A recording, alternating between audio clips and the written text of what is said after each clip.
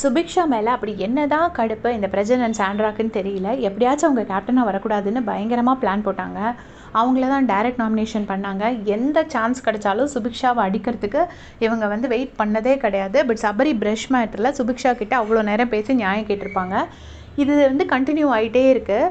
நேற்று வந்து பிரஜன் வந்து சொல்கிறாரு சுபிக்ஷாவை வந்துட்டு அவளை கொஞ்சம் சும்மா இருக்க சொல்லு, நான் பேச வேண்டான்னு பார்த்துட்ருக்கேன், நான் பேசினேன் அப்புறம் அது வேறு மாதிரி ஆகிடும். என்ன மாதிரி ஆகிடும்னு எனக்கு நமக்கு புரியல.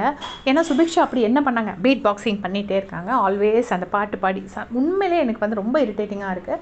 பட் அதை வந்து நம்ம தப்புன்னு சொல்ல முடியாது, அது வந்து ஜஸ்ட் இரிட்டேட்டிங்காக தான் இருக்குது. மற்றபடி அவங்க வந்து யாரையும் கெடுத்து அந்த மாதிரிலாம் கேம் விளையாடலாம், அவங்க பாட்டு தான் பண்ணிட்டு இருக்காங்க. அவள் சும்மா இருக்க சொல்லு அப்படின்னு சொல்கிறாரு.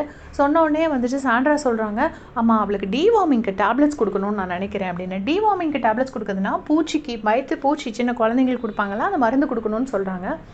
அது எதுக்கு சொல்கிறாங்க அப்படிங்கிறது எனக்கு தெரியல. குழந்தைங்களுக்கு வந்து இப்படி வயிற்றில் பூச்சி இருந்தால் பல்லு கடிக்கும்னு சொல்லுவாங்க. அதை வச்சு பீட் பாக்ஸிங் பண்ணிட்டு இருக்காங்கிறதுனால அப்படி மீன் பண்ணுறாங்களா, இல்லை வேறு எதுவும் மீன் பண்ணுறாங்களா, உண்மையிலே எனக்கு புரிய தெரியல எதுக்காக அப்படி சொல்கிறாங்கன்னு. அது தெரிஞ்சுக்கணுங்கிறதுக்காக தான் நான் அந்த வீடியோ போஸ்ட் பண்ணுறேன்.